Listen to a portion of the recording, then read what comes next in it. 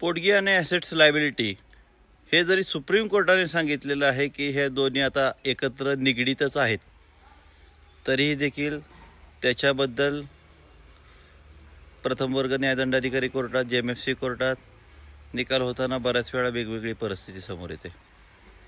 मित्रांनो, आपले हा व्हिडिओ फक्त सबस्क्रायबरसाठी असतात, त्यामुळं अनेक वेळा तुम्हाला काही व्हिडिओ दिसत नाहीत, त्यामुळे सबस्क्राईब फ्रीमध्ये करायला विसरू नका.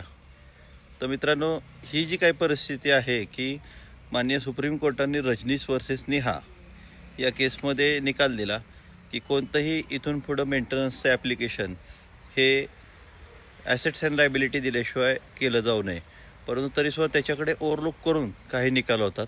तर मित्रांनो, त्यावेळेस असं जर वाटत असेल तर त्यावेळेस आपल्या आर्ग्युमेंटसोबत रिटर्न आर्ग्युमेंट पण द्या, म्हणजे तुम्हाला अपीलमध्ये त्याच्या विरुद्ध लढता येईल, शक्ती मिळेल.